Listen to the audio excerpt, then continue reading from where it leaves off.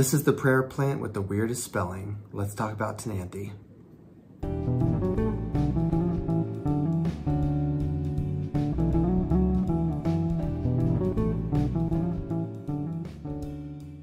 What's up, fellow plant enthusiasts? My name is Dylan Bain, and this is Bain's Botanicals. Today, we're going to be discussing Ctenanthe. Ctenanthe is one of the big 5 in the prayer plant family. And when I say prayer plant, I'm referring to plants that are in the family Maranthaceae. I will go ahead and put the taxonomy information for Ctenanthe right here.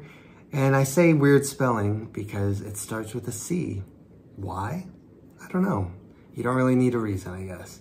But the C is silent. It's Ctenanthe.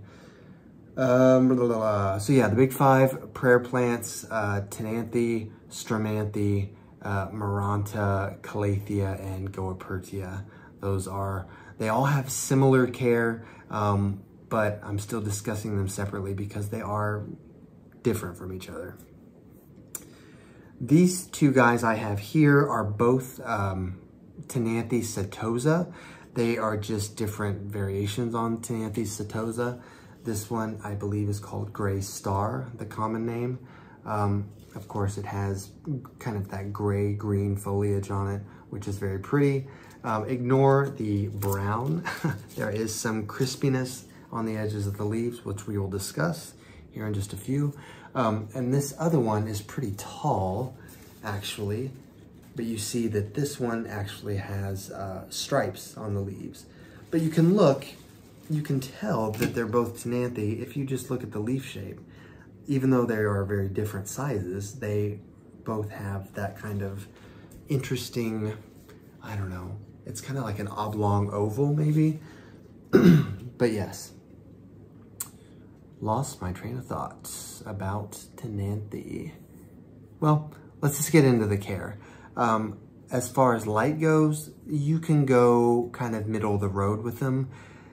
Definitely no direct sunlight. They do okay in bright light. It might vary based on the species and based on the plant. Mine have been doing okay under grow lights. So I would say middle of the road. You could even maybe go a little bit low light, but they do need some light. Watering, they are thirsty plants, not super thirsty like a fern, but they are thirsty. You don't really want them to dry out. And I'm looking at the soil now, and these are probably due. Like, if you look at my soil here, it is getting a little dusty. So it's probably already about time to water this.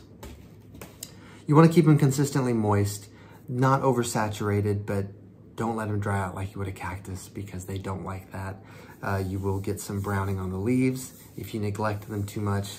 Anything in the prayer plant family is going to be a little needier, like Calatheas, of course. So yes, watering is kind of key with these guys.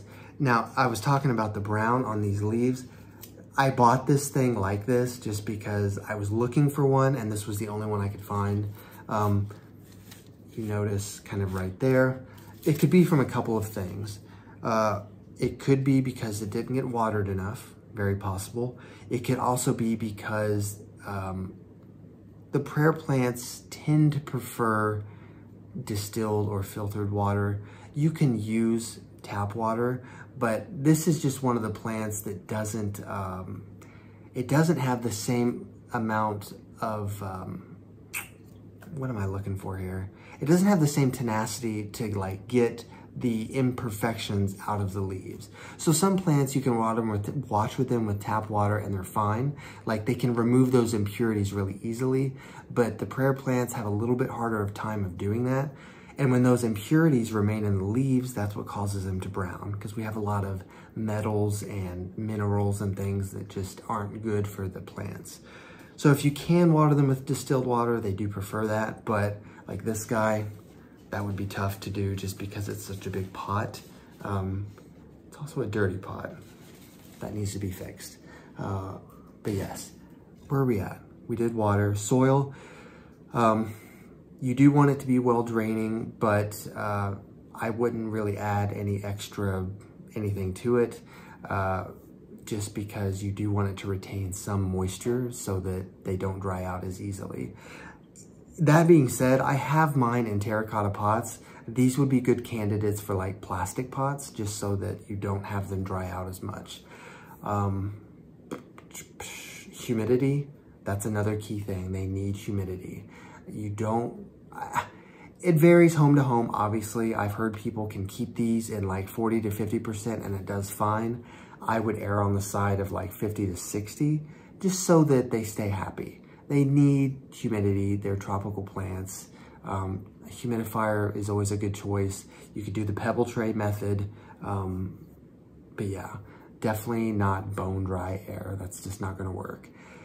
Fertilizer, just fertilize them bi-weekly during the growing season, and then nothing during the dormant season from like late fall to early spring. But yeah, if you're lucky, you might see them flower. I do have a Maranta someplace that just got done flowering, but again, just varies on the condition and everything. I think that's all I have about Ctenanthe. I ran a little bit long on this video. I don't know why, but yeah, let me know if you guys have any really cool species of Ctenanthe. Satosa is a pretty common one, but I just wanted a good example of Ctenanthe. I might actually get rid of the bigger one just because it's a little too big.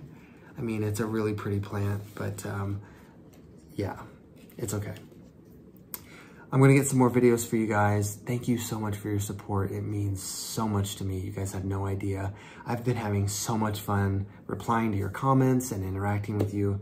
So yeah, let's keep this up. I'm enjoying this. I hope you guys are learning something. I'm learning from you guys for sure. I've already been told a couple of things and I'm like, wow, really? I didn't know that. So that's the whole point of my channel, I feel like, is so that we can all learn together.